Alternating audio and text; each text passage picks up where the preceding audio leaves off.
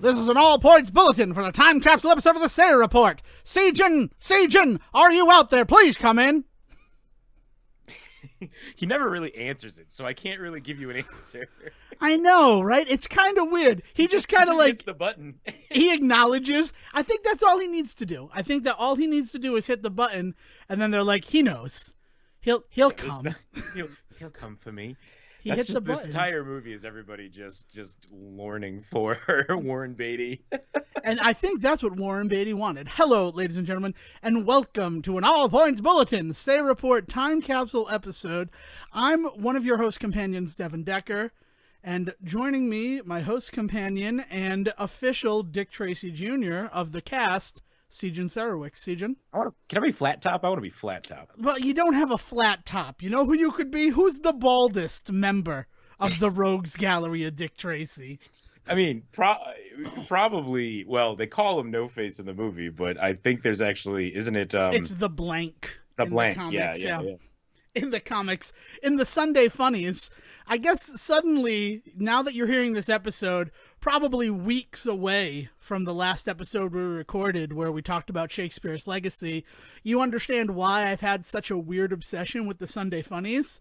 And Dick Tracy. I believe I actually name-checked Dick Tracy in that episode because, you know, Funky Winkerbean is just, they got their finger on the pulse, man. I'm sure that there's a 6-month buffer there. So it's a buffer in a, syndicated comic meeting up with the buffer of the Say Report. It's the real crossover. If I knew how Funky Winkerbean talked, I would try to sound like him.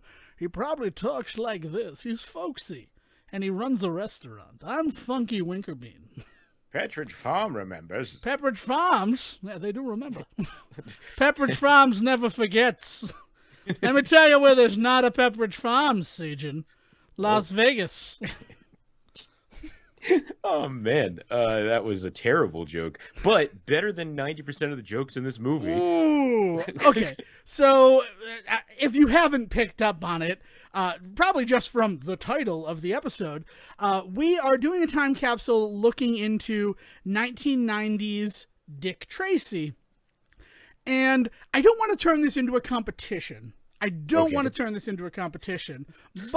if we want to talk about who won between Batman 89, Dick Tracy, and Darkman, the clear winner is, I can't remember, Danny Elfman. Oh, yeah, okay. Yes, definitely, yes. Danny Elfman won this war. I was waiting for you to say anything but Batman, and Danny Elfman might be the only thing I would accept over Batman as an answer to that question. Oh, I mean, well, yeah, it's impossible to say that either of the films that Batman allowed it. They opened the door for it, right? Take infinite seats, Batman, from Batman 89. So when we talked about Darkman, we talked about how Batman allowed for a movie like Darkman to be made. Dick Tracy, I think Dick Tracy's the kind of movie that could have been made no matter what, but it's what allowed Warren Beatty to do what he wanted in this movie. You know what I mean? Because this isn't the first time we see Dick Tracy on screen. Like, Dick Tracy has had film versions or like serial adaptations, and even like this is not, Dick Tracy isn't new and weird like a Darkman is, right? And it isn't underground like Batman was in the 80s. You know what I mean? Like Dick Tracy, of all of them, honestly, it feels more like we should be talking about this in line with like the Archie comics and the Archie stuff that we talked about, because like there is a nostalgia and there is a safety to Dick Tracy that, like, you walk into a studio exec room, especially if you're Warren Beatty at this time, and you say, I need $40 million to make a Dick Tracy movie. They're probably okay with that. I think that maybe you don't get 40 million until Batman comes along, but once Batman is made and you're Warren Beatty and you walk in the room and you say, this is the movie I'm going to make, pretty much people throw money at you. I actually think the inverse is true. I think that the success of Batman weirdly tied the hands of Warren Beatty in the film that he was allowed to eventually release. That is Dick Tracy. Maybe, as could be seen in the film that he would make the next year, Bugsy, which is the true like gangster movie that he makes. I think that I think if his hands are tied in any way by this film, it is by the realities of like filmmaking. I think that like what little CGI there was in this movie was honestly stunning. Like I think there's some really good like editing going on between the painted backgrounds and the real people walking amongst them, and the ways in which like it pans from one vignette to the other.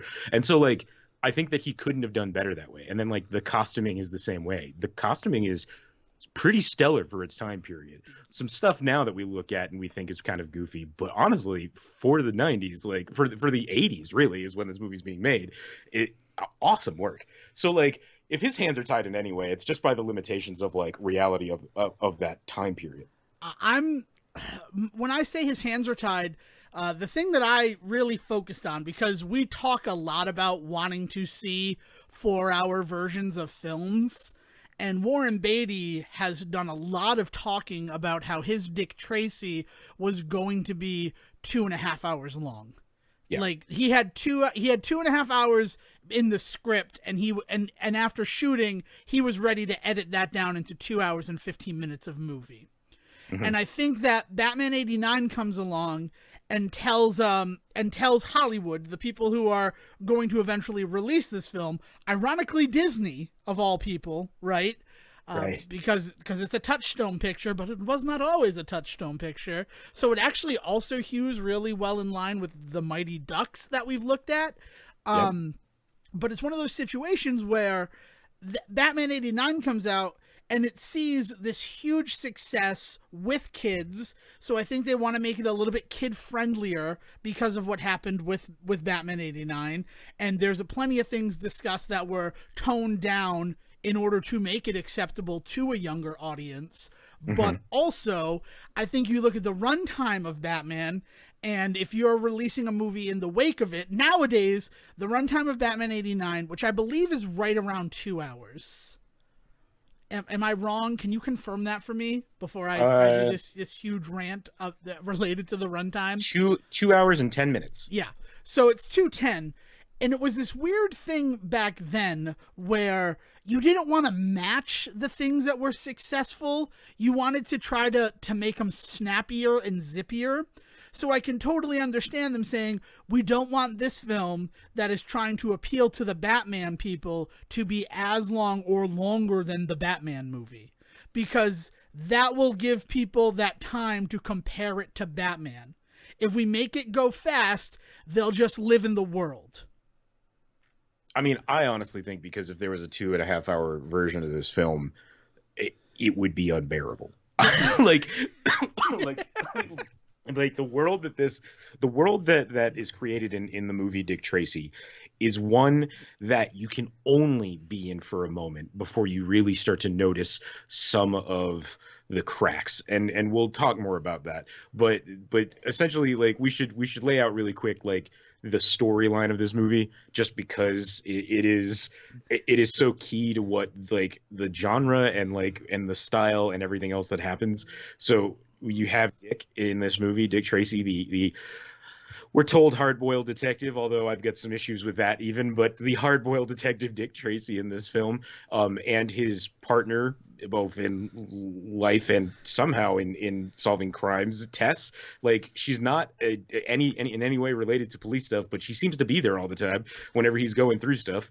And then they somehow end up with a young boy in their life. So the weird I wouldn't even call it B plot, because it's given just as much weight as anything else in this movie, is the two of them adopting this street urchin that ends up in their life. Is this the first appearance of Charlie Cosmos?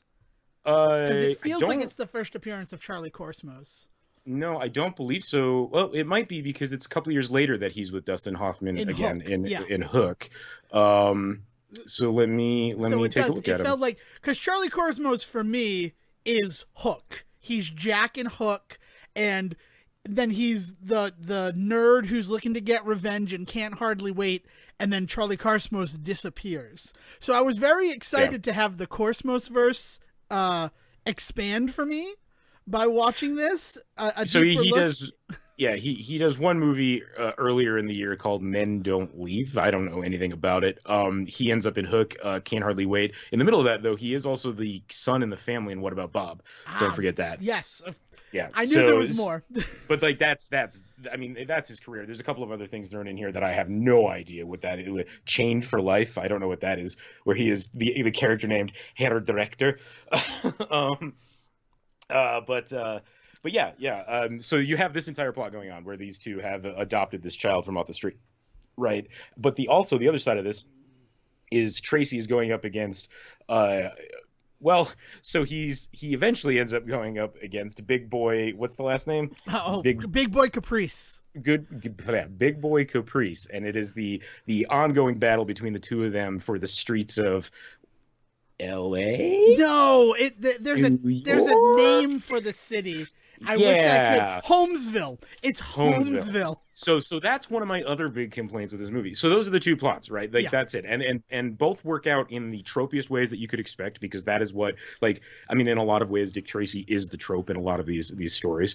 But yeah, so he goes up against Big Boy Caprice. There's wonderful dueling montages throughout this film where first Dick is getting ahead, and then all of a sudden Big Boy Caprice is getting ahead. But of course, there's a femme fatale, and played by Madonna in this film, and we learn that she's much more important to the story in the end than we thought the whole time, which is what Which happens is with every something femme I'm fatale going to talk character in all about. of I this. can't wait to talk about that. But the problem is, and the reason why I think you don't get a 2.5 hour version of this movie is because there's no meat on them bones, Dev. Like, I as much as you can say that his hands are tied by what Batman was, in the scenes that are present, there ain't much going on, and that is no clearer than if you look at anything but the people in these scenes. The sets are like vividly painted, and for a second there's a moment where you go, was this supposed to be in black and white, because this is painted like it was supposed to be in black and white, and then you you actually look at things, and like you have 10-foot walls that are just empty, you have doors that have no doorknobs on them, you have like weird like countertops where like a sink is like there's like a nozzle for a sink but there's no basin, like there's weird emptiness in a lot of this movie throughout that is just like unforgivable. When I joked about this having a $40 million budget, that's more money than Batman had. And you think about Batman, and one of the biggest things that you can say about that movie is the ways in which Tim Burton defined Gotham as like a thing for the rest of time. With his version of Gotham becomes the version of Gotham for a majority of Batman fans. I mean, it's still the version of Gotham that we are seeing every week in Batwoman. It is Right? that Gotham that you visit. It So is Tim like, Burton's Gotham. so to think of what Burton does on a level with less money, now not much less, he still had 30 something million dollars to make Batman. It's not like he was working with nothing. But if you look at where the money goes in Batman versus where the money goes in Dick Tracy, I don't know what Beatty was doing with it. So mean, like a big I part of can't it has to be imagine. that cast. I Yes, can't yeah, for imagine sure. that a lot of it's not the Sure. cast. Also, the fact that Stephen Sondheim is brought in to write 5 new original songs, because Right. there was a time in the inception of the Dick Tracy film that it was going to be a full-blown musical. And like, I can't imagine one more song, let alone enough to make this a full-blown 2-hour musical experience. For sure. Um, Yeah, and we're not talking. And one of the other things to remember is that like we're not looking back as an early film in a prolific director's career.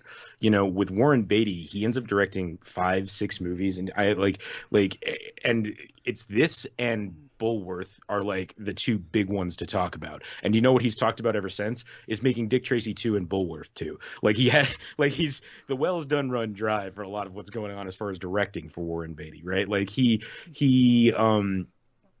there so I hesitate to blame Batman for any for like any hamstringing in this film, because I just don't think that a studio was willing to give Beatty the time to do this.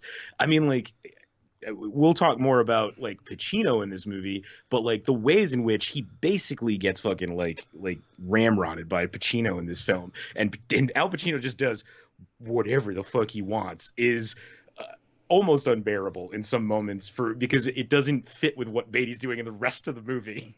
I will say, when I told my parents that I was going to watch Dick Tracy to record an episode, my father looked at my mother, and it was that, like, uncomfortable silence that when you're 5 years old, you don't fully understand. But when you're 30, you get it. You know what that silence means. And it's that they don't want to discourage you. They don't want to flush your dreams down the toilet. And I'm like, no, say it, because I will end up quoting you. So just say it. And my father goes, Pacino is fucking awful in that movie, isn't he, Dot? And she goes, yeah. Are you sure you want to do Dick Tracy? Yeah. And that was the conversation about Dick Tracy that happened in the house. There's another one, but we'll address that as we get a little bit further into the episode and it becomes more relevant why that second conversation happened. But in terms of older movies, though, that we have to kind of point to, especially ones that we have talked about in the past, there's one other movie that we really do have to think about in this, and that's Who Framed Roger Rabbit. Because that was 2 years prior to this, and there's no way that didn't affect some of what's going on. It may even be part of the conversation, like you were saying, where with like Batman becoming big with kids and them also having Roger Rabbit to point to, especially if this is Touchstone Disney that's working on this film, like that eventually, right? Like that idea that Roger Rabbit is also in the water is hard to ignore. I mean, at any moment, I expected a cartoon character to show up in this film. Just one, not a whole slew of them like Roger Rabbit, just like a sidekick. Right. And that's where I think, where I look at Dick Tracy and I think Roger Rabbit is what got this greenlit. And Dick Tracy was filming in '89 before Batman even released, because they started filming in February of 1989. So I'm sure that there were trades and people were discussing things in Hollywood, but until you see the actual numbers that Batman puts up in the summer of 1989, you're not going to see that affecting the art. And looking at something like Who Framed Roger Rabbit and how that okays a movie like Dick Tracy to get made, those things that you talked about, you pointed to a lot of lack of detail in the sets, but specifically the sets, though, because look at the costumes and look at the cars and look at the sorry, exactly. Yeah. No, but that's important. The lack of detail in the sets is so important to recapturing the aesthetic of the comics. Because in the comics, the thing that you referenced that was so beautiful, where I'm like, that's where I'm gonna poke you, Sejan, and you're gonna go ow. And I'm sorry, I don't want to hurt you. It's just the perfect pressure point to your argument, is those countertops that show like a faucet, but no basin underneath, because I vividly can see those in Dick Tracy comic strips where that's what it is. The detail is to show we're in a kitchen, so we want to show that faucet from the kitchen, but we're not going to differentiate on the counter. They were almost too beholden to trying to recreate what the comics looked like when you were reading them in the sets that this film, for me, right, I had never seen Dick Tracy. This was my very first time watching Dick Tracy. And I have done a lot of talking about comic book adaptation and what it means and where I would go and the films that I would look at. And watching Dick Tracy kind of shelved and trashed everything that I ever considered about comic book adaptation. Only because this film was not involved in that discussion, and this film proves why things have to change for the for the screen. Well, and my exact note is this movie is the thing that leads to people like Snyder directing comic book films. When we talk about being so beholden to the source material that it becomes slavish and fan servicey and off-putting to other people that are not in that world, and like in a weird way, like it is the epitome of you just don't get it, is a lot of the stuff. You know what I mean? Like anything that in this movie that you point to and you're just like, that's real weird, and you say, yeah, but the comics, we have grown past the point of needing to have read the comics in order to enjoy the film.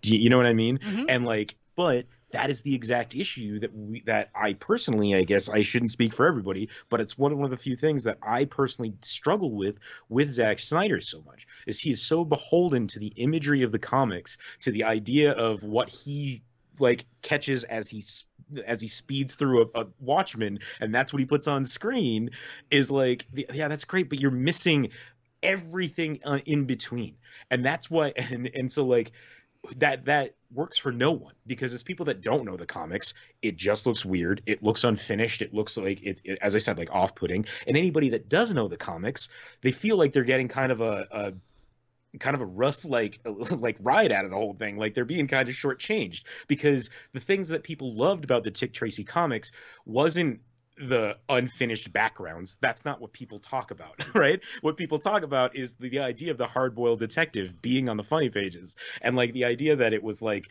this serialized like concept of the detective noir style, right? But it was being delivered to them in bright, vivid colors all the time, right? Like it would be so much more interesting to me for Warren Beatty to bring that idea forward to the to film, rather than bring the concept of film backward to the Dick Tracy comics. Yeah, I don't disagree, but I think that's where you look at it and you have to say this was his plan, this was his vision for the film, and either it works for you or it doesn't. And I think globally, like on a full pop cultural, full zeitgeist scale, Dick Tracy collectively did not work, which is why it has basically been erased from the cultural consciousness. And It's the movie that people at like Vulture like to write about, like, no, why you should reconsider your hatred of Dick Tracy. like that's, if you Google Dick Tracy right now, I guarantee like the first 3 results will be weird film nerds on the internet defending it, knowing full well that everybody else dislikes it. I also feel like Dick Tracy has this weird existence pop culturally, not pop culturally. That's, I just said that it doesn't, nostalgically. I feel like if you hit Dick Tracy while you were younger, you were the perfect age, and I have to believe that age is whatever age Charlie Korsmos is at the time, right? Because this film is more of a Neverland than the Neverland in Hook. Right? Yeah. The fact that this kid who is living with Steve the Tramp at the beginning of it, getting beatings, is saved by Dick Tracy, and then is able to eat whatever he wants, whenever he wants, and basically live like a king. Like, if there's no proof of this, but like a real negative that could come from Dick Tracy, and a negative that we saw in the 90s, was this kids versus adults sort of situation. And I feel like they just grabbed onto the fact that Charlie Korsmos' character of the kid in Dick Tracy got to do whatever he wanted, and like left behind in the dust the fact that that's because Dick Tracy was there to support him when his like hedonist lifestyle eventually goes bad. Like he has the support system that... It's a risk that this movie runs in a lot of scenes and in a lot of like plot lines, of the goofy nature of the world that Beatty is creating, and I want to focus on this as Beatty's creation, not it being reminiscent of the comics, but like why Beatty puts it on screen, is that like there's a goofiness to everything that completely begets the child abuse, the misogyny, the sexual abuse that goes on in this movie. Like there is so much happening that is so much more interesting to me than the cartoony nature in which this movie is filmed. And something like a Roger Rabbit does such a beautiful job of not ignoring that, but addressing it. The entire plot revolves around Jessica and her sexuality and the ways in which it is used and abused in that circle, and how Roger is this one figure in her life that does not treat her that way, right? Like it is discussed at length in that film, and in this movie, it's all played for laughs. You talk about him being saved, and that entire movie, that entire opening plot line for them, it culminates in a scene in which Dick Tracy beats up the dude that takes care of him, and we are given a long shot where the hut bounces back and forth as if it's a friggin' Disney cartoon. Yeah, it's also sort of the most violent that Dick Tracy gets in the whole film, which is strange Because if I had to describe Dick Tracy in one word, physically violent. Because that scene of him with the Tommy gun taking out pretty much anybody, I thought he was going to kill Tess, but physically violent with his fists. Yeah. This film is wholesome. Wholesome is still the word that I use to describe Dick Tracy, and that's fucking crazy. That's fucking crazy when Big Boy is countlessly beating around Breathless Mahoney. That's Madonna's character's name. No relation to Steve Guttenberg's character in Police Academy. I exhaustively checked. As far as we know. Yeah, no, I checked. I did the research. She's not even his mom because it's the past. And, you know, that would make the most sense. But yeah, it's one of those situations where despite Madonna almost being basically naked in one scene, which, like, still I'm like, she's just naked right now, right? Like, that dress is not see-through because of the lighting. That dress is just see-through. Right. Yeah. And the fact that the original trailer has the Walt Disney Castle on it is bonkers. Yeah. Yeah, for sure. This movie is trying so hard to live in two worlds, right? And part of that is because of the nature of Dick Tracy, but that was why I made the comment earlier where, like, I honestly feel like sometimes this movie doesn't go hard enough. Like, Dick Tracy, especially Warren Beatty as Dick Tracy, he's not very hard-boiled. You know what I mean? He's not hard-boiled at all. He doesn't. The ways in which he takes the kid in instantly, like he cares about everyone around him immediately. Even Breathless, who I actually have to commend this film in this one aspect, as much as the ways that Warren Beatty treats Madonna as a director, and I can't even begin to fathom what their relationship on set was like, because by all accounts, Warren Beatty is a much loved man, and like, but that's a whole other fucking kettle of fish, right? They were dating though, weren't they? Weren't Warren and Madonna together? No, Warren Beatty was with everybody. That's his whole thing. He fucked everything. But, so no, like the actual numbers that are out there, and granted, this is from like some autobiography that he ended up suing the guy that wrote it because the guy misquoted him so many times. But the number given in that book was over 12,000 women. Warren Beatty, before he met his wife, on Bugsy, by the way, so like the next year, Annette Bening, who he's now been with since they met on that film. But before that, apparently the number of women Warren Beatty had been with and slept with was over 12,000. And so, like, that it's insane. And basically any female co-star from before he met Annette Bening has been open about the fact that they ended up sleeping together at some point while they were making the movie. So I don't doubt that him and Madonna ended up together at some point, but I also like I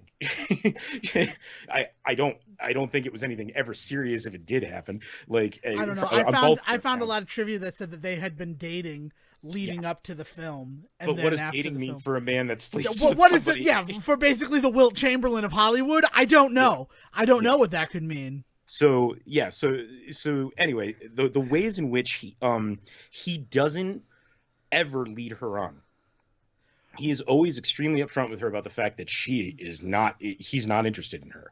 Like he constantly is just like, every time she makes a move, cold shoulder. He turns to the police photos. He turns to back to the conversation. He'll turn his back on her. Like, he'll literally give her the cold shoulder in scenes. So there's never a moment where I feel like he's abusing her place in the world in order to gain anything from her. He is consistently honest and open with her and knows that she's not being with him, but also never makes her feel like the bad guy for not being honest with him, because he also understands why she's not, right? Like there's a lot of weird nuance to the ways in which Dick Tracy treats Breathless that I don't consider to be part of the hard-boiled detective. Part of the hard-boiled detective is that he's hard-headed, that he's fucking stubborn and shitty, and doesn't see the world the way other people do, because he just can't fathom the world in any way but his own.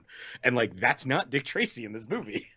I mean, you don't need to look any further than his relationships with Pat and Sam, and then even to that one, Bugs. Like, he straight up has like his A team of guys who are there for him. Like, and while they were there for him in the comics too, it was more like Well, because we know he'll get the job done, we might as well hitch our wagon to him. We're not happy dealing with him, but we'll work with him. And then, like, even the police chief is like, hey, you're doing what you have to, Dick. And it's like, no, the whole thing is that Dick Tracy is not your buddy, Chief Bannon.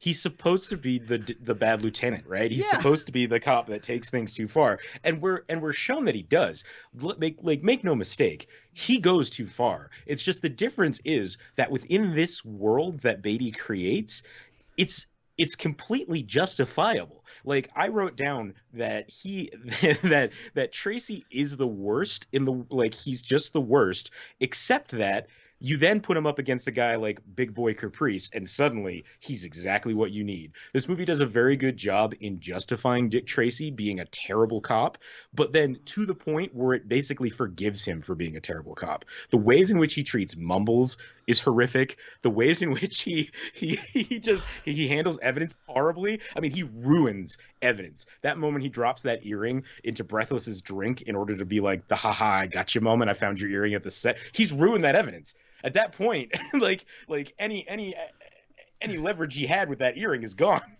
Yeah, but that's the insane genius of Dick Tracy as a detective, is the fact that I can ruin this evidence, I can throw this away, because in so doing, she'll sing like a canary and I'll get all that I need. Which is exactly, yeah. And it works. She's eating out of the palm of his fucking hand because I know you were fucking there, bitch, but I'm not going to call you out on it. So I'm your buddy. I'm your ally. And then she takes that to this absurd level of like, Dick Tracy is my hero. That's not a voice. That's not a voice from this movie. I'm sorry. But it is. She takes it to this absurd level with it, but like, that's exactly what he wanted. Yeah. Like, he knew he is playing three-dimensional chess.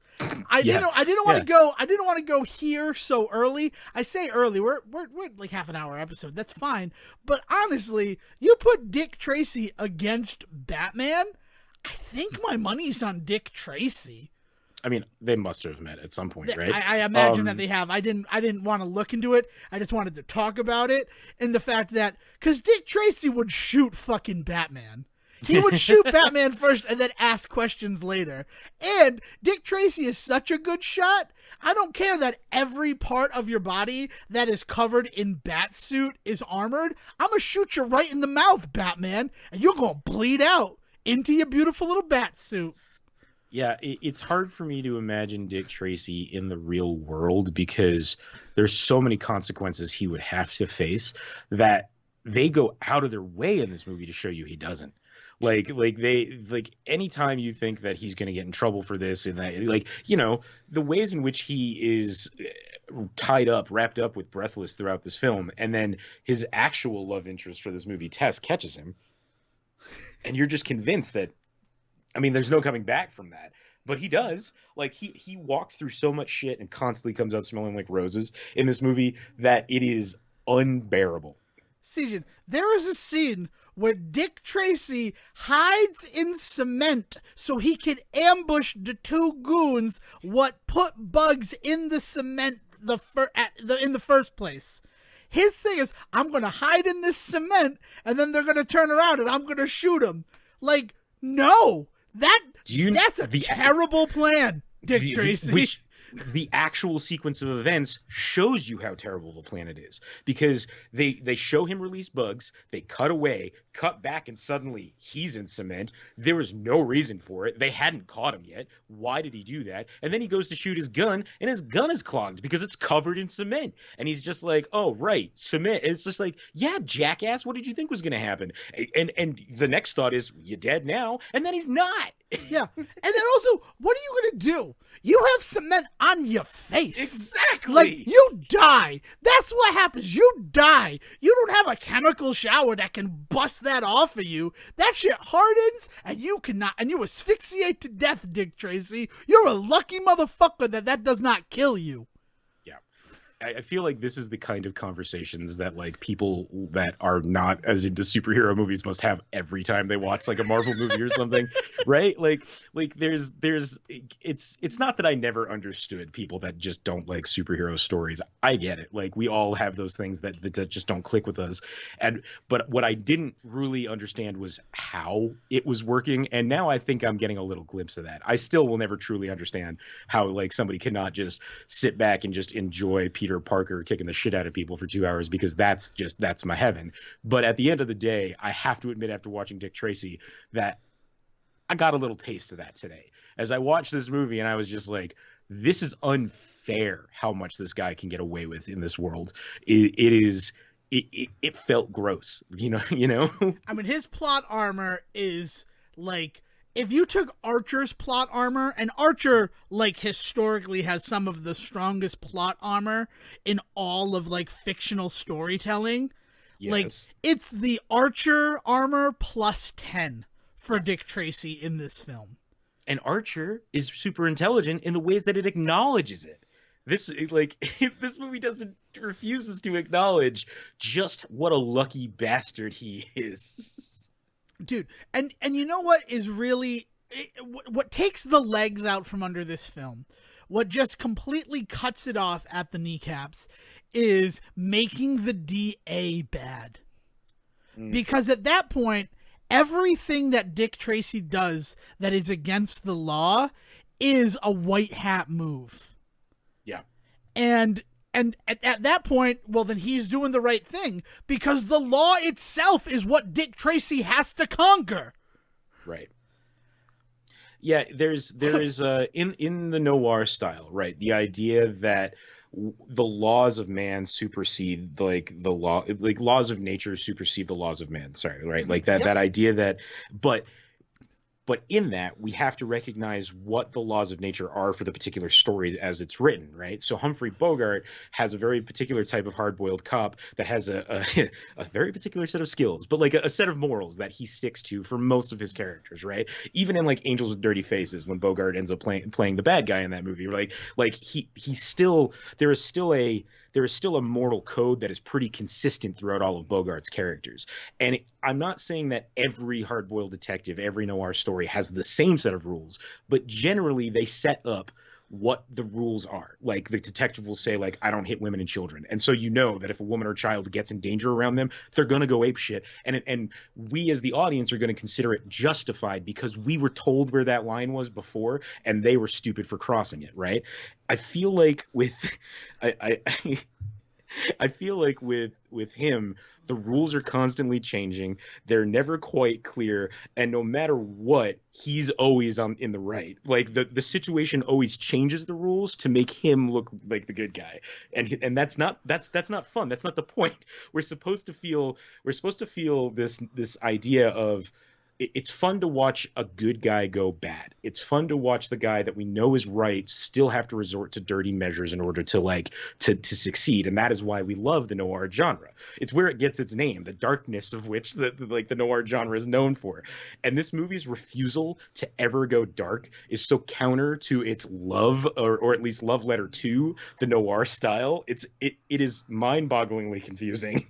Well, I mean, because noir, in a lot of ways, right, that whole watching the good guy go bad, there's also that whole subsection of it that is watching the bad guy become good, learning morals, seeing how the situation that they are wrapped up in, like, I was never as bad as these guys. Yeah. Like, no, I mean, that's always the most fun, right? Yeah. Is watching the gangster come around and end up being side by side with the good guy in the end. Those are some of the most fun noir stories for sure. Yeah. So for Dick Tracy, like, that's sort of the story that I feel they're trying to emulate, is more this hard-boiled cop realizing I did things my own way and that got people hurt, and now I have a wife and a kid and I'm gonna hew in the line of the law. But, like, you could say that as much as you fucking want, but if a magic fairy comes by, waves their wand, and makes it so the bad thing you're doing is the only proper course of action, you're not actually becoming a better person, Dick Tracy. Exactly. Yeah. Yeah, I mean, it's the difference between doing what's right no matter the consequences and doing what's right because there's no consequences. It's not, they're not the same thing. That's very poignant. So you should Yeah, give me a we second should. to slow Yeah, my heart down. well, so in this discussion, talking about the noir style and the turnabout and all that, we should mention the big twist at the end of this movie. Right, So, before we Dick. get to the big Oh, okay. twist in this movie, Yeah. I'd like to give 5 good minutes to Big Boy Caprici's plan. Okay. Because Okay. So the his villain for the majority of the movie is Big Boy Caprici, and yeah, go ahead. Because if you can explain it to me, I'll give you $1. his plan is fucking genius. His plan is fucking genius. Okay. All right. Yeah. It is. Right. It really is. Like, to the fact that, like, you can almost see them as, like, these tragic. I mean, okay, maybe it's because it's Al Pacino and the whole narrative of Michael Corleone, which Godfather Part 3 releases the same fucking year as Dick Tracy. So Al Pacino plays his most iconic role again in Godfather Part 3 and also does Big Boy Caprice. Think about that. Just think about the fucking Wild West that the film industry still was in 1990. I mean, do you think that that's the reason that Beatty gives him carte blanche on screen? Because famously, like, that's not just me just saying, "Oh, look at what him in this movie." That is exactly what like has happened on this film. If you like anything that you see about like the costuming and the makeup in this film, which, as I said earlier, is pretty fucking stellar. Everybody is quick to point out that Pacino basically was given the free range to design his own character. There are like 6 or 7 different images of Big Boy Caprice out there of him trying on different types of makeup, and he settles on what he settles on in the movie. If that gives you any idea of where his brain is at, that it took him 6 or 7 tries to get to that. And so, like, do you think it is because Godfather Part 3 is coming out? This is where Pacino is in his career, that he's basically just given the fucking reins for any scene he in particular is in? I do. I think it's that same argument that we made when we looked at Scary Movie and the fact that Dimension is responsible for both Scream and Scary Movie. Okay. But long before, but like on a singular level with, like, if Al Pacino is in charge of the iconic vision of the mafia boss and also in charge of the iconic vision of the satirical mafia boss, then he's making money coming and going. Yeah. Right? Like, yeah. I've cornered the market because I am both. When people, I'm reminded of, this is a stupid, not related story, so let me tell it. I worked in telemarketing for 3 months in 2011, and I will remember this forever because I almost didn't work in telemarketing because it required 2 weeks of training.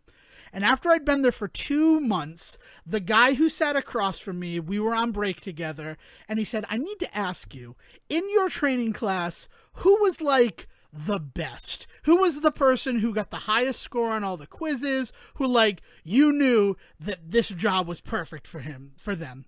And I go, well, that was me, right? And obviously I'm Devin Decker. Obviously I'm like the cockiest guy in the room. But in this scenario, I actually had the evidence to back that up. And he and he shook his head like, yeah, whatever. And he's like, so who was the worst? Who was the person in that classroom, in that training class, that the trainer just could not stand? If they're working here now, it is a friggin' miracle. Like, you can't believe that they even came to the second day of training. That's how not into it they were. And I looked that kid dead in the eyes and said, that was me too. Because I didn't want to be there, but that didn't mean I wasn't going to do my best. And then he called over our supervisor, asked him the same question. And he said, yeah, it was Devin. Devin was both. Yeah. And I think that's what Pacino is trying to do. He's trying to be both. He sees this unique opportunity where he can be both in 1990. And in so doing that, in showing that he can be Michael Corleone in Godfather Part 3 still, but he's also capable of what he does in Dick Tracy, that is why he is able to basically write his own fucking course through Hollywood going forward. I feel like if he didn't simultaneously, like, idealize that role and destroy that role systematically, he's not hoo-ah in Scent of a Woman a year Yeah. later. Yeah, for sure. I mean, like man, if cocaine is not part of the equation, I'll eat my fucking hat. But like, there's something to Pacino as a creator, right? Like as an actor. Like, I mean, he has his Serpicos, he has his Dog Day Afternoons, but then he also has Scent of a Woman. He has Dick Tracy. I mean, even Jack and Jill, right? Like I knew one of us was gonna say it. I'm glad it wasn't me. But that's but like he is willing to go to those places and have that kind of fun. And I like and I don't begrudge the guy doing that, right? And I mean, like, and let's talk about the fact that like one of the few awards that this movie ends up consistently winning, despite the fact that it's panned in a lot of other places, is in the design. And a lot of credit is given in those situations to Pacino and what he does with his character, because he is so animated. I mean, I talked about how I kind of expected a cartoon character to show up on screen, but the more I think about it, the more I realize there was one on screen this entire freaking movie, right? It's in a weird way, Pacino is the guy on set that gets it when nobody else does. And I think that's what makes it a little cringy in moments to watch him and makes it a little hard to swallow why he's doing what he's doing, is because he is willing and does go to the places that this movie kind of needs to go to work, because it is the scenes with him that are bearable to me. It's the scenes with Dick on his own, like trying to figure shit out. It's the weird Dutch angles on dudes with big shadows behind them where I'm just like, I get what you're trying to do, but the fact that there's like lime green on screen along with this doesn't work for me. Yeah. It's very it's very telling to me that as much as I didn't like what Pacino does in this movie, I still consider it super watchable, which I cannot say about some of the other stuff in this film. Yeah.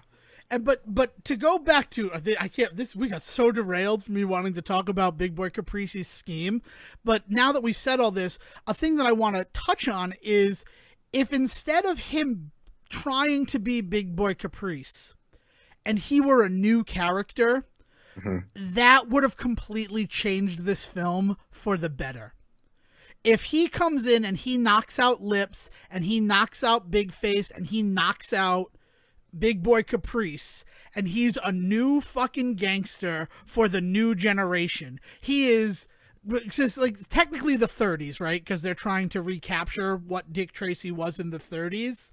Yeah, if right. he is Scarface, if he is Michael Corleone, but like suddenly like the first guy who ever had this idea of like we could make just as much money not breaking the law.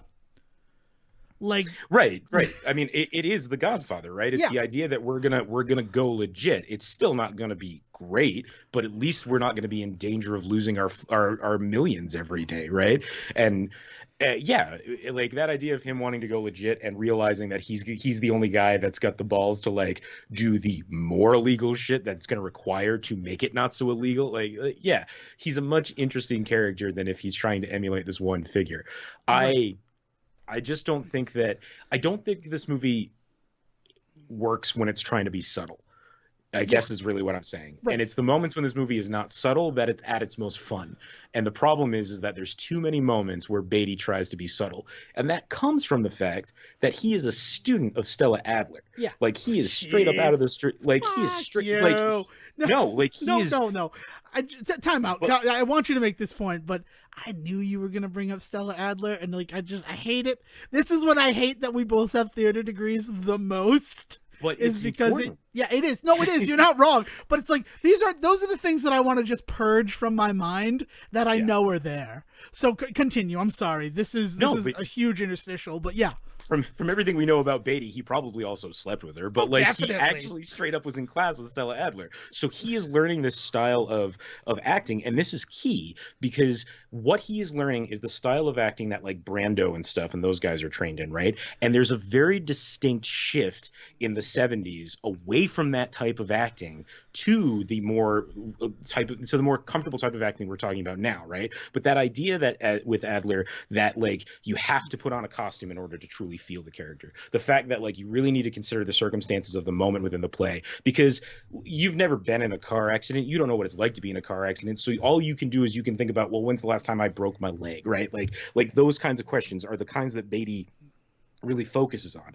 And so that's what happens in this movie. Is I think the reason that it doesn't work in the moments when it doesn't is because he refuses to pretend. He refuses to have any fun.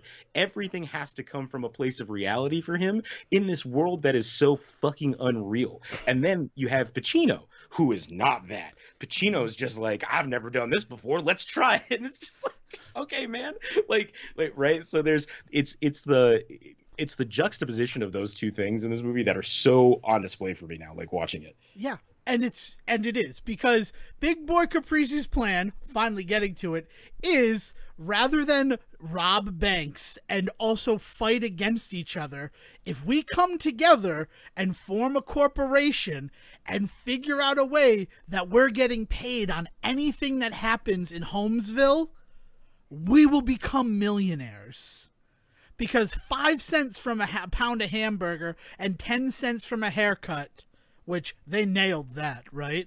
That a haircut would be worth way more than a pound of ground beef. Right? Yeah. We learned that over the last year. Like, it's so smart. And like the fact that James Caan is there as Spud Leone or whatever his name is. Spud Spardeo.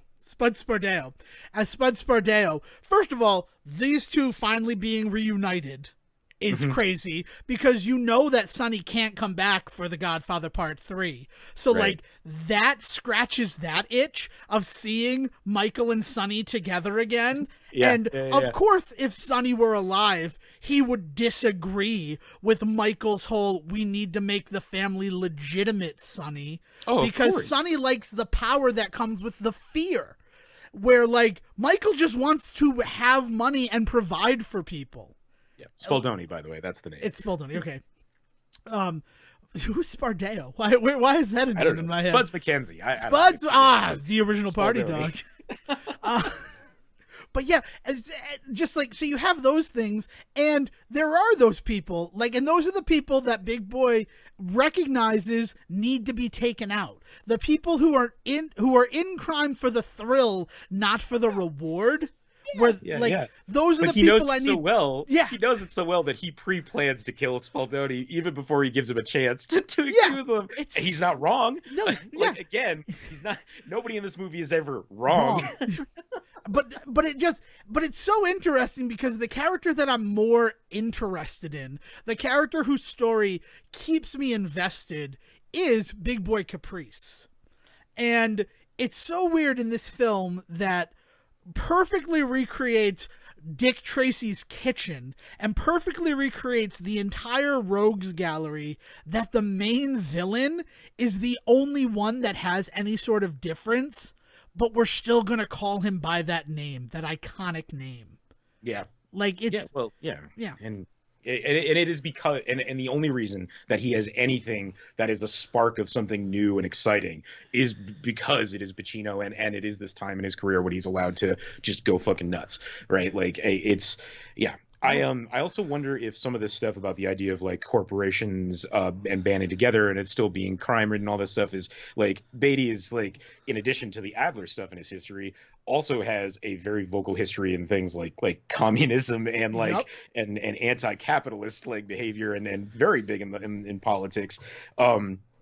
Did you know that he was a pallbearer at John McCain's funeral? I did not know that. I did know that. They were like, despite the fact that they like hated each other's political views, they were apparently such good friends that John McCain like asked him to be a pallbearer at his funeral, which was really surprising to me because of the like, there's not much I know about Warren Beatty. Like growing up, and he was not huge by the time I was paying attention to movies. But one of the few things I did know about him is like he was a political diehard, and he was all for like bringing like communism to the forefront and exploring the idea of like maybe not so much power in the hands of the few type shit. Like, and so to just hear that him and John McCain were such good friends was a little cool to find out.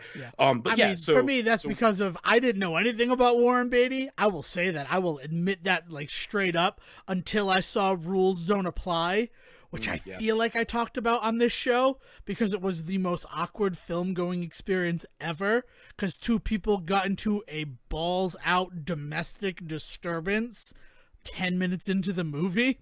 Jesus, no, I don't Like, think you did talk oh, about okay. that. I did not heard that yeah, story. we saw it. Dale and I went to go see it on Thanksgiving after everything on Thanksgiving did it.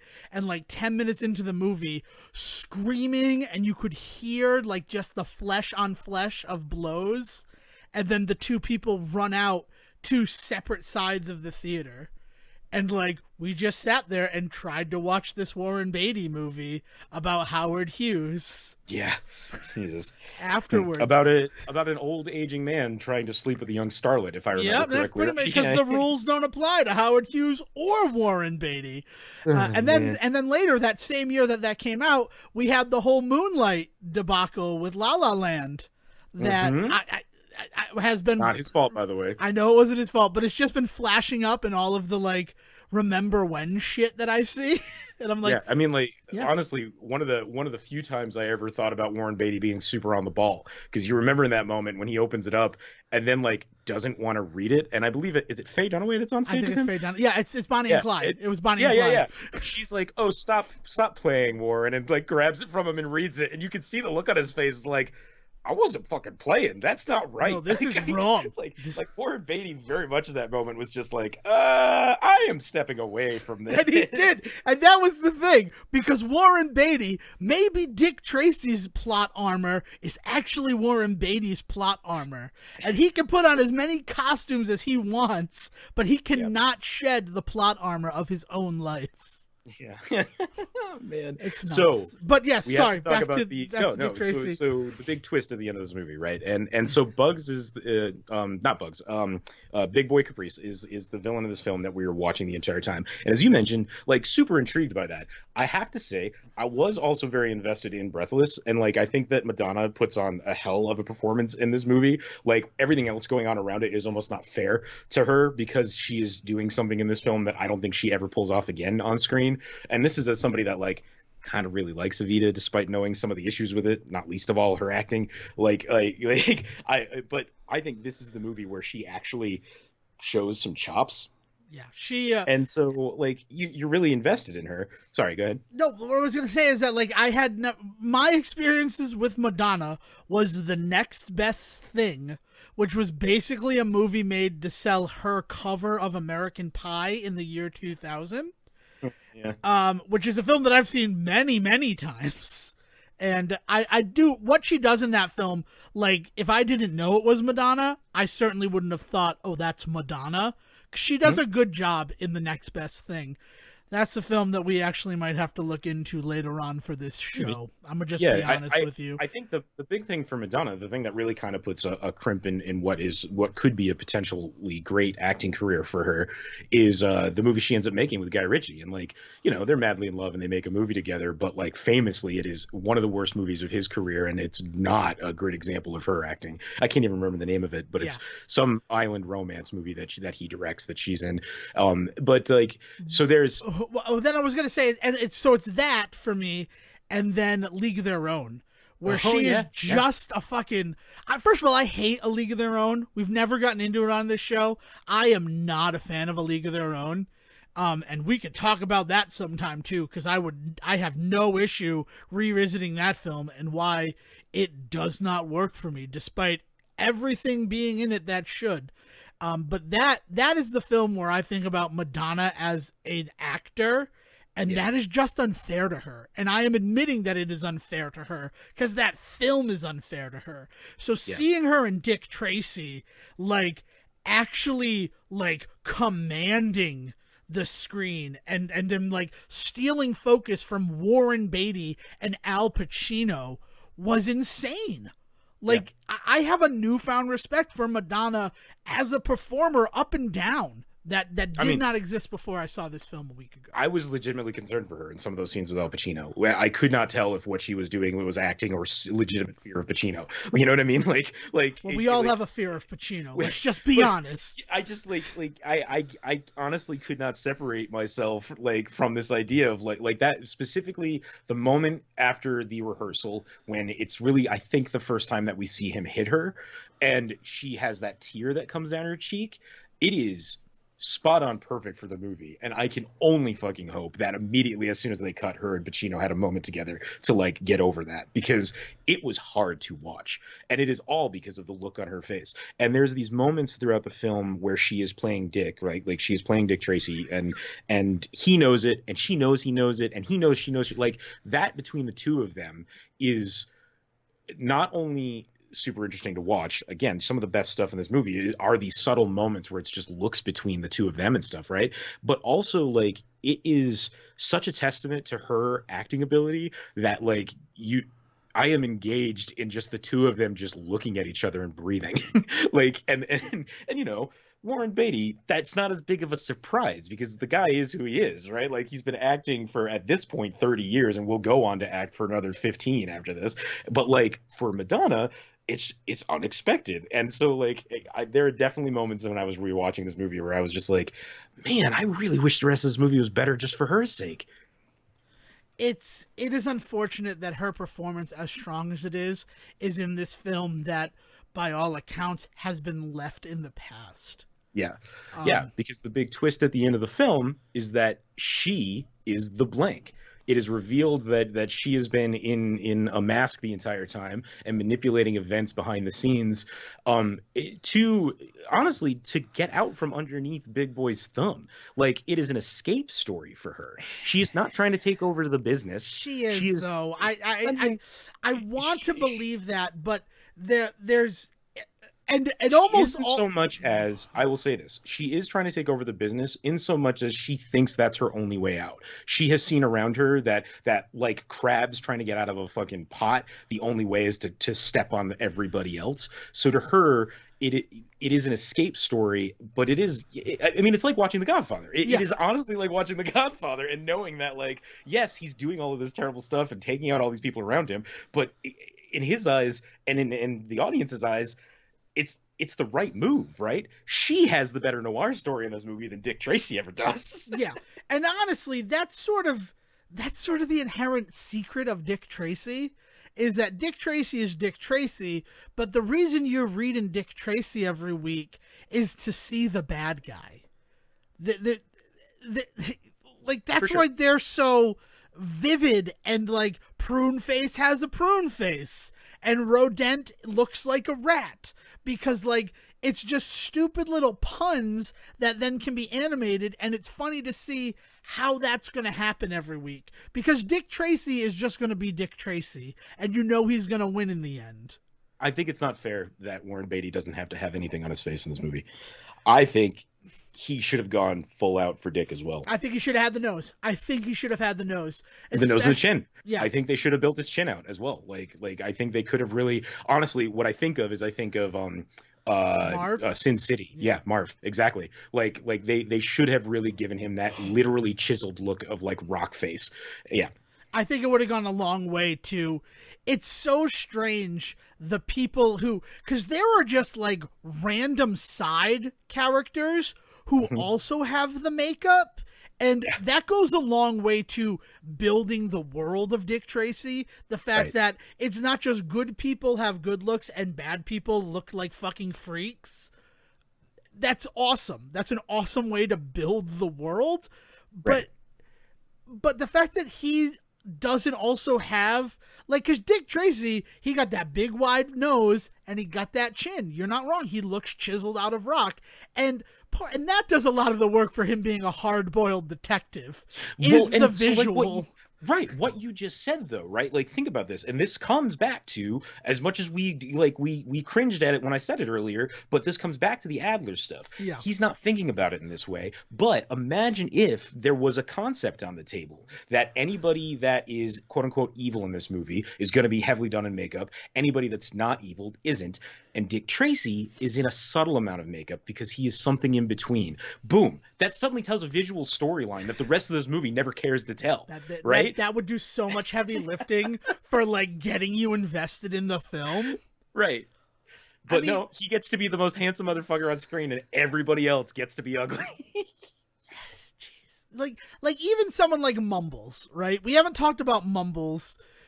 Dustin Hoffman, like, some of the greatest fucking acting that I've ever seen in a film, right? Pacino and Madonna are definitely the A-list like MVPs of this film, but Dustin Hoffman getting to just mumble the whole film and like actually convey emotion while doing it. Like, if Hook wasn't already cast before Dick Tracy, this is the reason why it was. Yeah, right. Well, and then he has a wonderful scene with another phenomenal side character in this movie, played by Kathy Bates of all people. Yep, Miss Green. Because she is playing the stenographer in the scene when Mumbles is first being interrogated, and her reactions to him are just amazing for a scene where I think that's the only scene she's in the entire movie. That's her only scene. And like that's the thing that I'm talking about is that like they stack this film with actors. I mean, James Caan and Kathy Bates, they're in Misery 2 years later. Yeah. Yeah, I mean, but you have Dick Van Dyke playing the DA that we talked about earlier. Catherine O'Hara shows up at some point. Honestly, I think one of my favorite actors outside of like the few that we've praised already have to be William Forsythe in this film as Flat Top. Like he is another guy that I think kind of gets what they're doing. It's just that for me, he's just not given the he's not given enough. Okay, so I've been waiting for the time to tell this story, and that is the fact that I had all of the Dick Tracy action figures. Dick Tracy was the one that worked for me because it was Playmates, and at the time I was like, Playmates do Turtles, so I'm going to try to get all the Dick Tracy guys. Plus, visually, they were just so great. Like, the toys were just so stunning. And there are two stories of this whole like action figure thing with Dick Tracy that I have to speak to that are going to wrap up later on with how I feel about this film and what it means for cinema. And that is, they made a figure of Steve the Tramp despite him only being in one episode. And people felt that was so disparaging to homeless people that figure was pulled from the shelves for being inconsiderate. And I had a Steve the Tramp action figure, and I'm mad at myself for not knowing where it is anymore. Like, I'm upset that I don't know where it is. There's gold in them there hills. You'll find it someday in that basement. Yeah. I think I sold it, to be completely honest with you. Like, cringe of cringe. But who knows, right? I have 7 boxes next to me that I could go through. But yeah, so like reading that like was just a gut punch. But then the more vivid memory of Dick Tracy is that I needed 2 other characters to complete the set. And one of them was the blank, which now come to find out as I've done it, they pulled from shelves in America because it would spoil the film. And that right there never heard about that before. Is crazy. That's nuts. That has got to be the only fucking time that has ever happened. Like, we can't sell this toy. It will spoil the movie for people. Yeah, in a world where Disney will put out a little golden book of the next Pixar film 6 months beforehand, and so you could just walk into a Walmart and read the rest of the story if you want. Dude, in a world where Funko Pop of White Vision and Agatha Harkness were put on display for sale the day before the episodes aired of WandaVision. Oh, man. Like, if you just want to talk about, like, wait the one day. But no, Thursday before the episode, because, like, then it drives people to watch it, right? Spoilers now are part of marketing. Yeah, so the fact that the blank, so I had to find a blank figure because it was the only one I didn't have, and come to find out I was never going to find that figure. So, like, that's a weird, like, freeing feeling to know that, like, you were never going to find that, Devin. But then the other one was Flat Top. And I wanted Flat Top so badly because of the design of the character. Mm-hmm. So, like, Flat Top, because he was the last one I got to complete the set, which I now know retroactively is the case, like, he meant so much to me.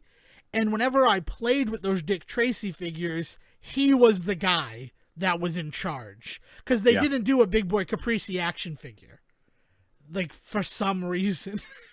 Because it would have spoiled the movie. It probably would have spoiled the movie. You're not wrong.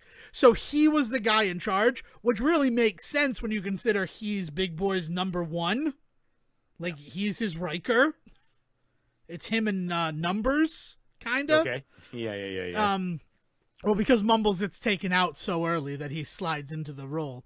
And yeah, so Flat Top has to understand what's going on because of just his proximity to all these other people who know what's going on.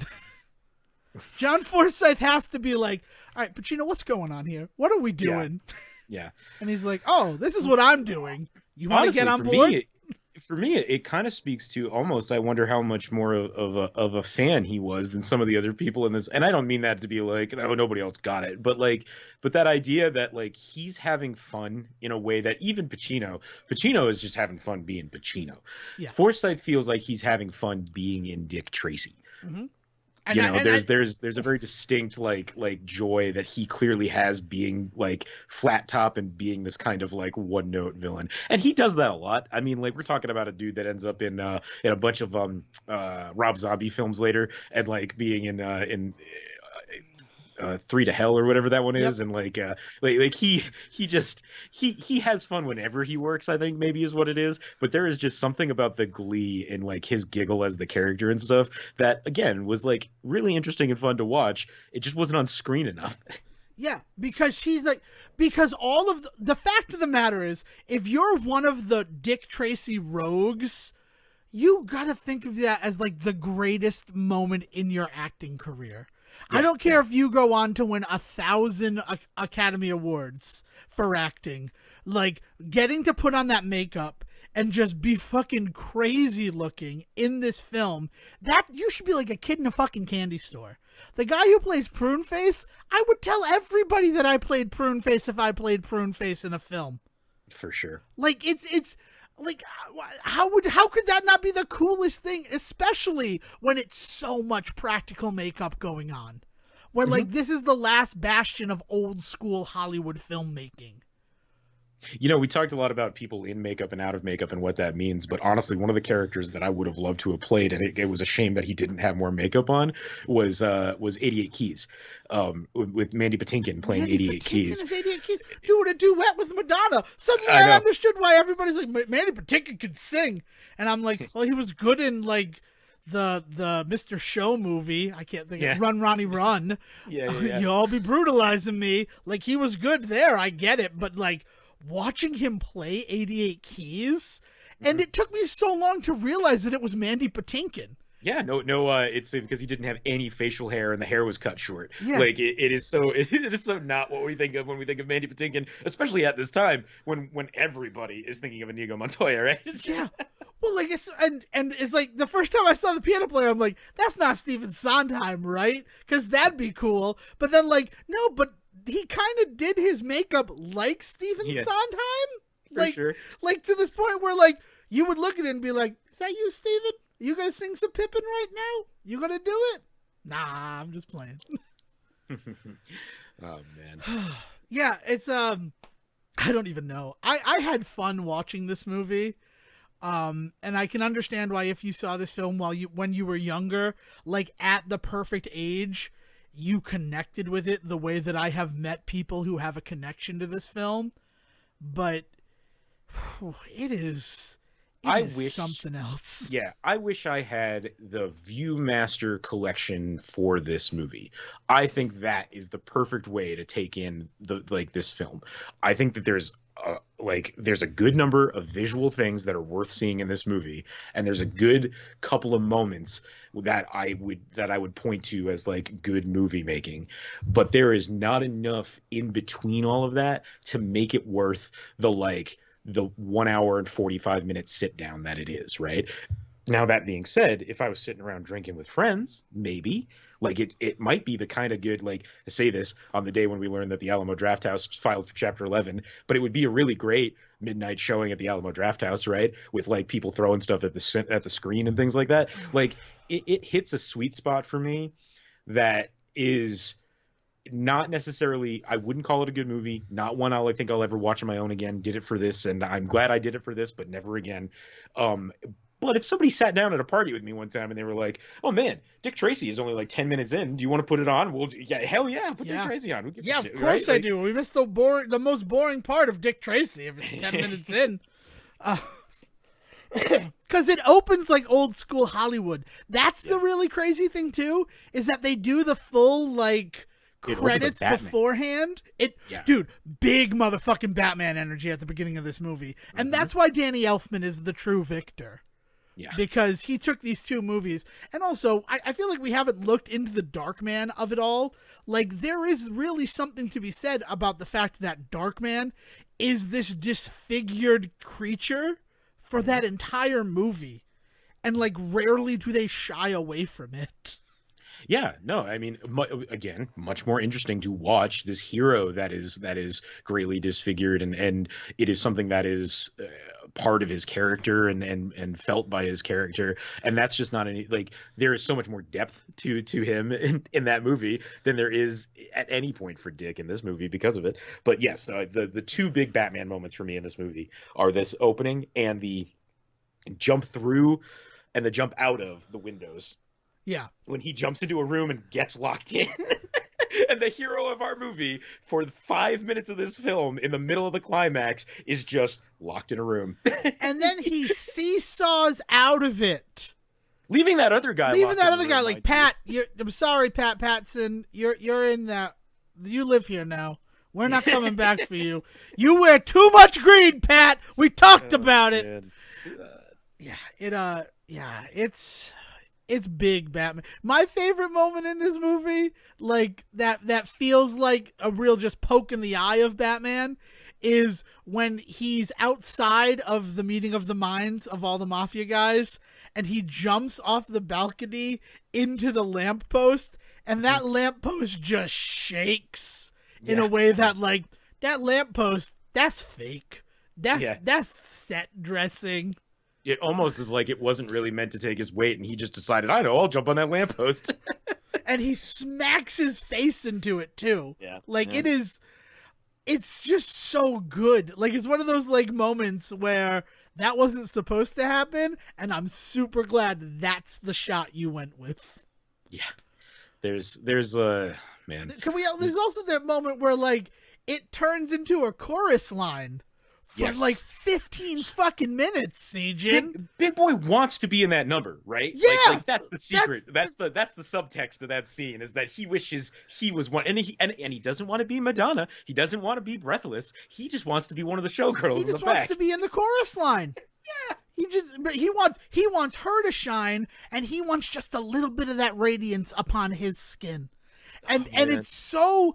And he can't do that if he's going to be the guy in fucking charge of everybody, killing people who go against him. So he has to have a 3 a.m. fucking secret closed door rehearsal so that he can feel, just for the briefest moment, the sunlight of his dreams, like, freaking realized.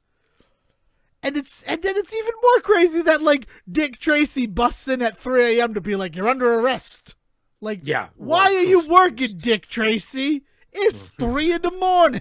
Yeah, I mean, tied up in that in that whole scene is the moment that I was talking about earlier, when he first is physically, like, abusive with Breathless, and it's the first time that we see it, and I get the feeling the first time he's been that way with her because of the ways that she reacts to it then, versus later in the movie where she basically just goes numb to it, right? And so, like, you have all of this stuff where you're seeing him direct it, and it's silly but also, like, scary in, like, a very, like, Hannibal Lecter-esque way, like the ways in which he is directing that scene. And then he freaks out, and then he slams the piano thing down on 88 keys, and she says, like, that was stupid, like, he's the best piano player this side of the town, what are you doing? You don't break his fingers. And he looks her right in the eye and he goes, next time I'll turn him into fucking pretzels. And you're just like, shit, like it's a fucked up moment. And then that's when he hits her, and that's when she cries.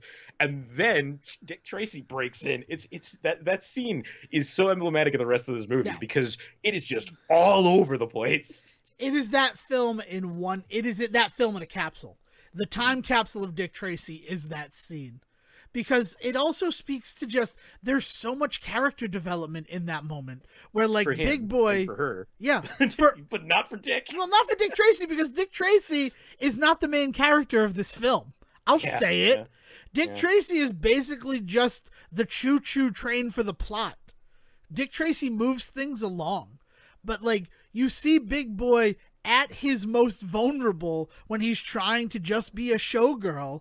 And then when she calls him out, like, that's why he gets hyper masculine in that moment. Not to excuse his actions. They're still indefensible, but like, that's where it comes from. And the fact that but it's definitely a reason. Right. Yeah. The fact that subtlety is on display with like those two characters who, whenever they interact with Dick Tracy, are just surface level, what you see is what you get, is brilliant. Yeah. Like, there's something there. There's something there with Dick Tracy, but Dick Tracy taught Hollywood a lot of important lessons regarding adaptation and not putting in every fucking bad guy in every fucking movie. You can't have a Dick Tracy 2 if he kills everybody in Dick Tracy 1. Nobody cares about Pruneface's wife. Yeah.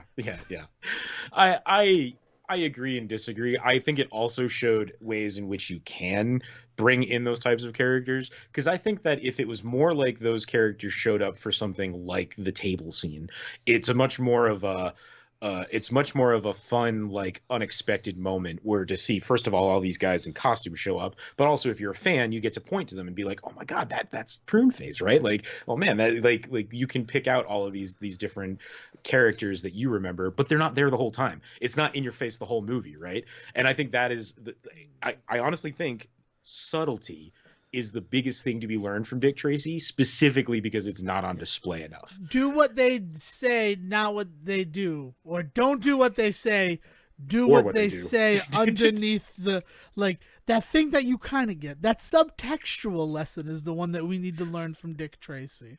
Yeah.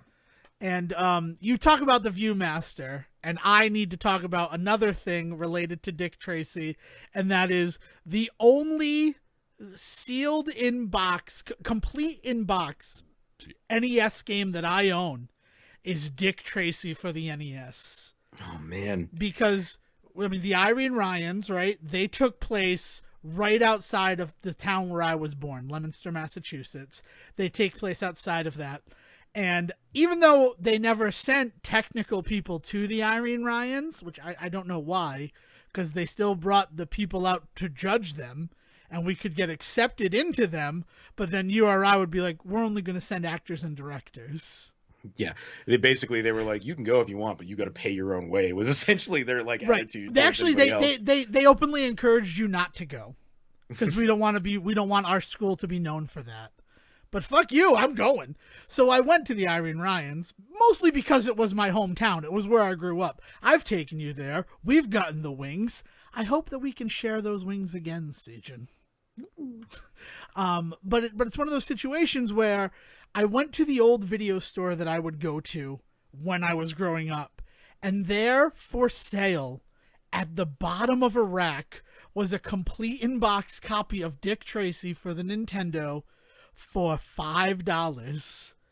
And I bought it, and I've never played it. By all accounts, it's garbage because it's LJN.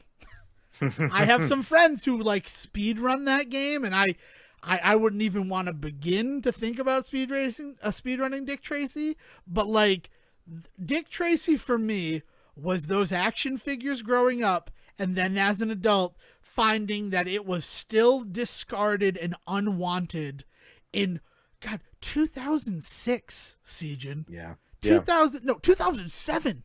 2007, I walked into a video store and found for sale an NES game from 15 years earlier. Like, that's nuts. But it really just talks about how discarded Dick Tracy is by the pop cultural consciousness.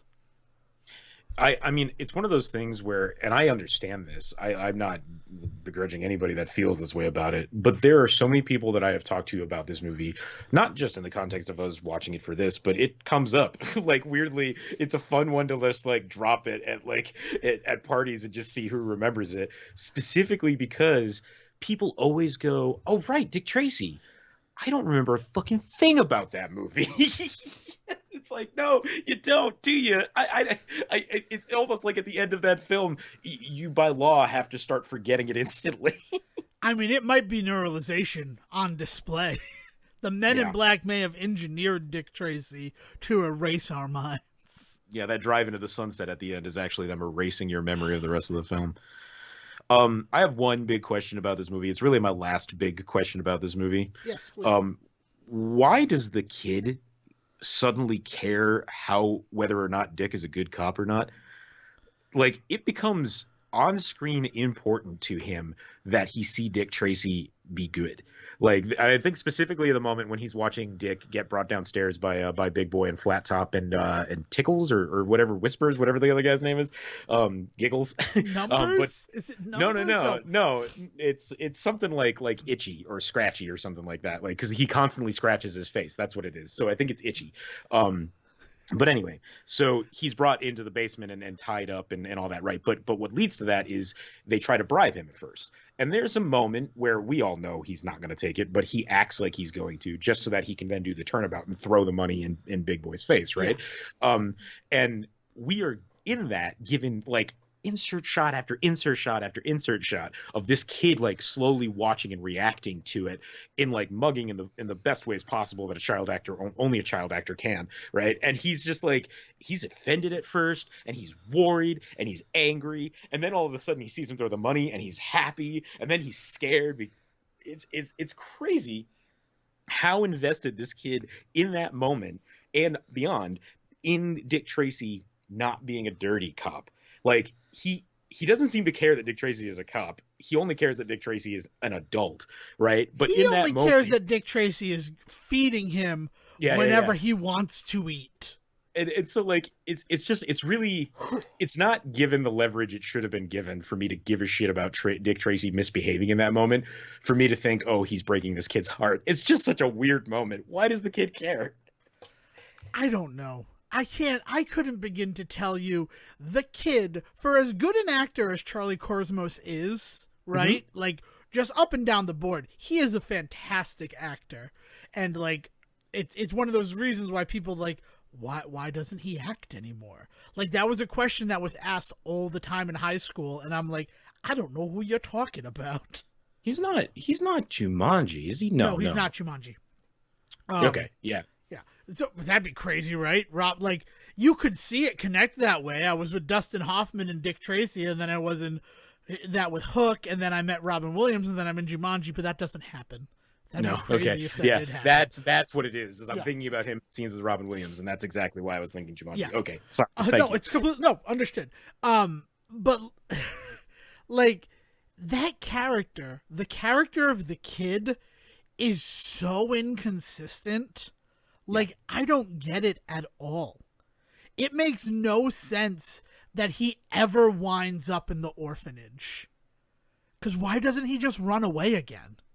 Like, why in that moment is he like, yeah, I'm going to go this time when this woman shows up? Like, is he defeated because Dick Tracy is going to jail? Like, what? It doesn't make any sense. It doesn't make any sense at all. And then, like, the big reveal where, like, first of all, the freaking police force in Homeville needs to stop making children detectives. That's why you got such a crime problem. Oh, man. Because they don't give him, like, an honor. They're like, you're going to be a fucking detective. We're going to get you a badge and everything. We need as much help as we can. You just need a name. Yeah, I mean, the thing is like, what kills me about him going to the orphanage is they've written in so many chances for them to be like, maybe the orphanage is partly owned and run by Big Boy, and like Big Boy's men like tie him up and drop him off. Like why does it why does he give up? I don't know. Him giving up makes no sense at all. And then like him saying I'm Dick Tracy Jr., like him choosing that big reveal, right? Bigger spoiler than Madonna is the blank. Never called the blank, only No Face. Probably because of that change. Thinking of everything that's so beholden to the comic books, the fact that we're going to make it so Breathless Mahoney is the blank, we can't call him the blank. We can't do it. It'll upset people. Yeah, right. Yeah, yeah. Um, Considering how much we care about the rest of this world for some reason. yeah, it's woof. But yeah, so like when then that reveal, like I've chosen a name, Dick Tracy Jr. Kid, that doesn't mean that Dick Tracy has adopted you. Yeah, that's gonna Like, be real confusing for your parents when they come and get you, huh? yeah, like What do you mean, Dick? what you mean Dick Tracy is your father? And he just abandoned you in this orphanage? I can't adopt this child, Ma. I'm fucking No Eyes Nelson. I can't adopt this kid. Dick Tracy will have her balls. Oh man, yeah, the kid is a The weird kid is such like, a conceit weird, for this entire movie. like, don't ride on the back of cars anymore. Like, he's a detective at the end. Why is he riding on the back of cars? Put him in your car. Oh man, I don't. It's so weird. There's the inconsistency in this film is the worst part of this film. Yeah. And there's a lot of like issues, but like that it can't, because like I said, also Breathless Mahoney being the blank is beautiful in so many ways. In the fact that there's no way that they would listen to a woman, and if her only escape is to become the head of this, having to disguise herself as a man makes perfect sense. And then to be someone like No Face, so that like there's no distinction. She's not technically pretending to be a man. She's pretending to be a nobody. And that's not pretending, because as a woman in this man's world, she is nobody.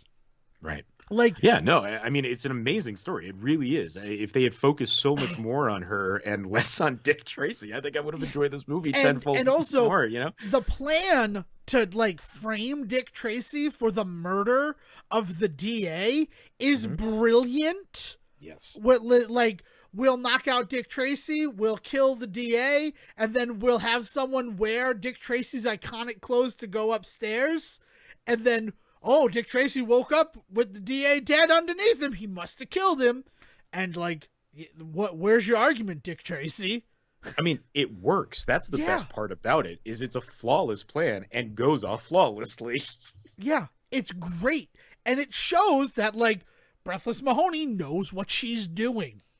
But there are times where we see No Face doing stuff, and then, like, Rashomon film style, Breathless Mahoney is performing on stage at the same time. Yeah. And I'm just like, the biggest plot hole is the fact that Breathless Mahoney is No Face. And that's disgusting, because one of the greatest parts of this film is that Breathless Mahoney is No Face. And I was just about to say, well, maybe in those moments it's 88 keys, but actually they write themselves into a corner, because if she's on stage, guess who's playing the piano for her? 88 fucking keys. Oh shit. Oh man. Yeah. I'm glad that we did this. I think that you were right, and that it finishes off the trifecta of the comic book movie at the end of the 80s that really ended up defining comic book film going forward. I think that this one falls so short that it gets forgotten about, and the only lessons to be learned from it are not what to do, but what not to do. Unlike Darkman and Batman, where we were looking at those movies as like, then you see that go forward, and you see this thing go forward, you see this idea get brought and grow in here, and you don't see that with Dick Tracy. These are not ideas on display that get better with time. These are the things that we decide to leave behind. Right. But also, by that very same thing, there are other distinct things that Dick Tracy is responsible for, namely the mask being adapted.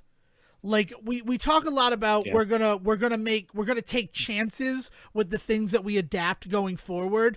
We're gonna buy up anything, and because of the success of Batman, and try to do it. And I don't think The Mask or Spawn, those are the two films that feel like they come from the same world as Dick Tracy. And we see one of them go on to be hugely successful. The Mask is hugely successful, and then Spawn is not so successful.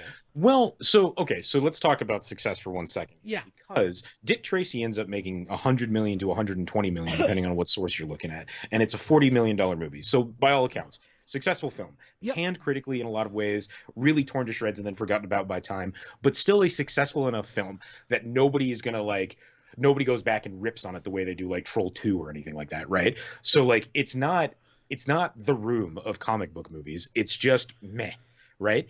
And I think that you're right in that you see movies take that same risk that this movie does, like The Mask and like Spawn. And what happens is you have something like The Mask that hits just right and becomes a phenomenon. And then you have Spawn, another one that I would argue hits kind of meh. Like it falls almost right in line with Dick Tracy because it does have enough of a cult following to merit a cartoon show and now a rebirth of whatever remake is going to come out in the next 5 years of it, supposedly. But like it has enough of a following where people don't forget about it. But it's another one of those movies where at a party, if you mentioned it, I bet you'd have like 5 people that were like, I saw that. I couldn't tell you anything about it, but I saw that. You know what it is? You know what it is for me? And it's something that I wrote down in my notes and it didn't come true. It didn't really reveal how important it is until this moment when we're discussing everything that we're discussing. And that's the fact that the reason why I put Dick Tracy and Spawn in the same discussion is that Dick Tracy, for everything that he does, he is a police officer. He is an officer. He has the police behind him on some level. He's not a vigilante, right? Right. And the reason why I bring Mask into that is because such a big part of that story is how the Mask interacts with the detective. Yeah. Specifically to the fact that a lot of the stuff that they adapt is actions that are taken by the detective once he gets the mask after Right. the first issues of the Mask. Right? They like weirdly combine those two. Callahan. I couldn't think of his name. Right. Yeah, like as we talked about at the time, like in the comics, famously Stanley Ipkiss actually dies after the first like 2 issues, right? Because he goes too far as the Mask, and it's the detective that ends up becoming the Mask. But right in the movie, we see instead the Mask take on that persona and be brought in. All of the stuff with Callahan, it just gets folded into Ipkiss. It gets weirdly folded into it. So you have that same thing, and then Spawn, the movie specifically. He is a cop before dying and coming back as Spawn. So it has that weird background of like police level justice, right? And I don't want to get as political as that could be in an episode like this, especially this late into the episode. But the other thing to call it is it's that noir style. It's the detective that's willing to go over the line in order to serve justice. And like we see that in Batman for sure, but he's not a cop. So like it becomes the discussion of the vigilante, and it's what makes it such it makes it a twist on the noir style that it's not a cop that's out there doing these things. And that's where it kind of breeds. At the same time as Dick Tracy, you have the Shadow going on. Right. And the Shadow is what begets like Darkman and Batman, whereas Dick Tracy is what begets things like The Mask and Spawn. Yeah. And also, what I was leading up to is Judge Dredd, which is another one that hits and people have memories of, but by all accounts is a meh, forgotten to time type of film. Yeah, both Judge Dredds, even the one that when it popped a couple of years ago, 2015, I think, right, with Carl Urban, it's pretty beloved by a large group of people. But I also know that I couldn't tell you anything about that movie that I saw in like its opening weekend right now. Right, exactly. That's just the thing. So it's something about tying it to like the police aspect of law enforcement. They're not vigilantes. They stand by this code that, I mean, and this is a deeper thing to explore going forward for the show, and specifically with these type of films. I think that I apologize, but only like slightly. We may have walked ourselves into the corner with having to do something like Judge Dredd and a Spawn, like to look at how that influences it and why they hit, they're good, but then they don't stay in the cultural consciousness. And it's very strange because it's something that, like, one of the things I like about Dick Tracy is the fact that he's not a private eye. He is a police detective. Yeah. And that's a huge distinction of the character. And now that I'm looking at what that means going forward, yeah, geez, I'm sorry. Well, but it's the difference between watching Tony Stark versus Rhodey, right? Like Hmm. it's why War Machine is a different character than Iron Man. He's not just Iron Man 2, he's something else entirely, right? And so there is something to the idea that you have these guys that they all band together, and the idea that they believe in justice and the truth and the American way and all that nonsense, right?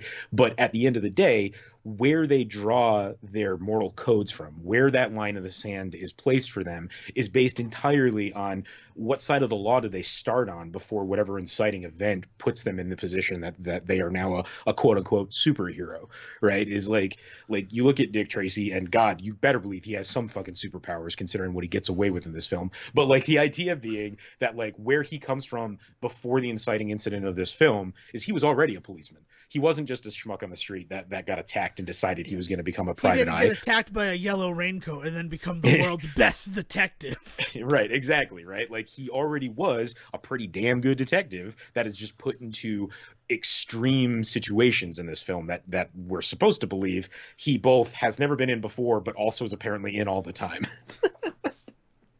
You can't have your cake and eat it too, Warren. I'm sorry. Of Yeah. course, I'm saying that to a guy who slept with 12,000 women. That's right. I added a zero. But yeah, it's interesting, and it's something that I hadn't fully grasped the ramifications of. And damn, Dick Tracy, you did a good job. You did a good job making me think these things. Yeah, no, this was a really fun one for us to watch. I said it before, and I stand by it. I'm glad that we watched this movie. It's definitely something worth us talking about, and I hope that people stuck around to listen to us talk about it, because I think it's worth listening to us talk about it. I don't know if it's worth going to see it, which is something I don't often say in these episodes. Right. Well, I mean, for me, the reason that this whole thing is happening is that it's leaving HBO Max, and I've never seen it, and I feel like Yeah. I probably should. Yeah. But yeah, there's some reason. There's a reason that there's a Darkman 2 and a Darkman 3, but only Dick Tracy, and why I don't think we're going to be seeing Dick Tracy on the big screen anytime soon, unless you and I write it and somehow convince someone to let us make it. I think that there are plenty of filmmakers right now that would love to do this. If you give Frank Miller or Zack Snyder a camera and tell them to make a Dick Tracy movie, they'd shit themselves at the opportunity and gladly just put on screen shot for shot like your favorite Dick Tracy stories. And that's exactly what Beatty does in this movie here too. And like I didn't talk about it enough because I have been in the midst of all of this also rereading and watching Watchmen 300, like these other comic book adaptations done by this one particular guy. But all of the sins that I feel that Beatty commits in this film are like beat for beat the stuff I feel about Snyder when he starts making films 15 years later. That's interesting. That is very interesting. I think the only reason why, even if they were given like the opportunity to make that Dick Tracy film, is that the cinematic landscape is so different and so super saturated by superheroes Yeah. that your basic comic book story, like a Dick Tracy, like there's not enough meat there. I don't think that 300 would get made in the landscape that we're in now, despite the fact that the landscape that we're in now is directly influenced by the fact that 300 was made, that Sin City was made. Well, and I point to somebody like Miller because what was the weird one that he made after the Sin City movies hit and he was allowed to make was it The Question? No, No, what's it was the Spirit. Yeah. The Spirit, right? Like look at The Spirit and compare that to Dick Tracy, another movie that like came out, didn't really go anywhere and people forget about all the time, right? Like Harvey Specter was the Spirit though. I can't Gabriel Macht. Yeah, there's a name I have in my head. Suits. That's a good show. But I'm sorry to take it. The Spirit is probably a movie we should revisit. I mean, I like The Spirit. I I've never legitimately seen have it. super fun with that movie. I think after watching Dick Tracy, I actually think I might need to go watch The Spirit like tonight, actually, now that I've said it. Man. Yeah, but that's exactly it, right? Is that the comic book landscape, the comic book movie landscape today wouldn't exist without Snyder doing what he did with things like 300 or Frank Miller and Robert Rodriguez's involvement in things like Sin City. We have what we have because they were able to do those things, and they were able to do those things because we watched the X-Men movies get made in the 2000s, and those movies were able to get made because in the 90s this movie is made, and Batman and Darkman are made, and to that point, like stuff like The Mask and Spawn, right? Like there is, we have always, as cinema fans, not as comic book fans, but as cinema fans, we've always flirted with comic books, and we've always really kind of bubbled up every now and then and grabbed onto something that we really liked, but then lost it. Bubbled up, grabbed something, and then lost it. It's only in the last 10 years now that we've really kind of like grabbed onto something and not let go. And it's really interesting to me to continue to go back and watch these movies and remember that, like, Iron Man wasn't the first comic book movie. Despite the fact that it feels like it, as we watch comic book films regularly for this show. I don't know. It's a weird, wacky world, man, and I'm glad that we get to look in on it and observe it and categorize what we find. On that, is there anything else that you need to add to Dick Tracy before we send this one off to the big house? No, just that this movie's a federal offense.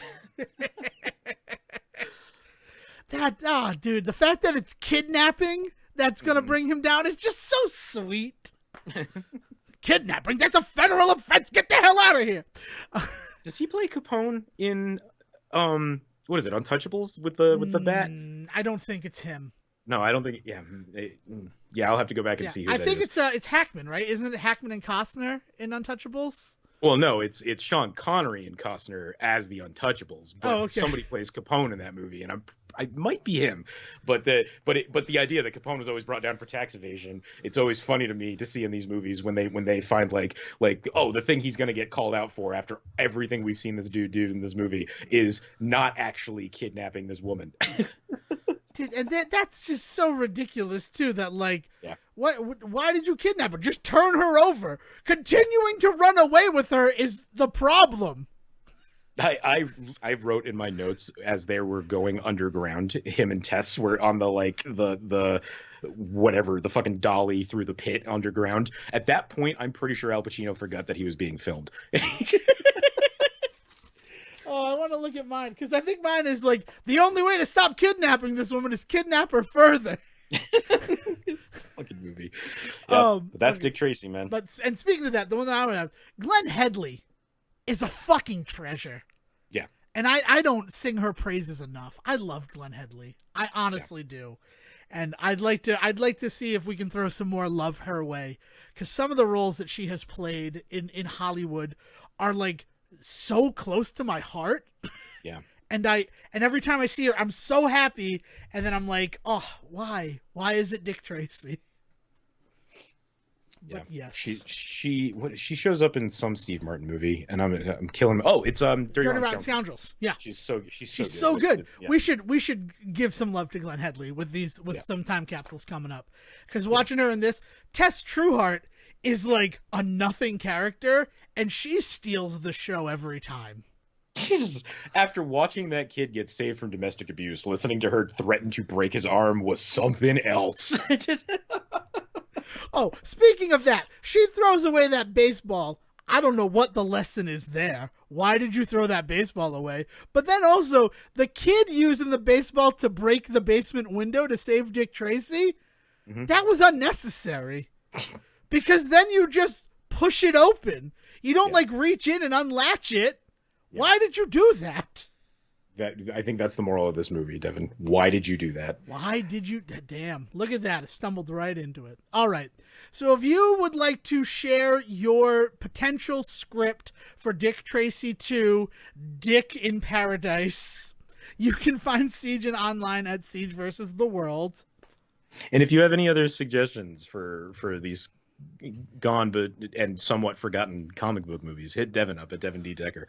All right. So until next time, will I had a thing for this, and I've lost it. Will, just bring us home. Have a good night, everyone. Thank you for listening to the Say Report with your host Devon Decker and Stephen Serwick. Please follow the guys on Twitter and Facebook by searching for The Say Report, and you can always subscribe on your podcast channel so this is delivered straight to you and you can enjoy it every week. With apologies to your mother, we'll see you next time.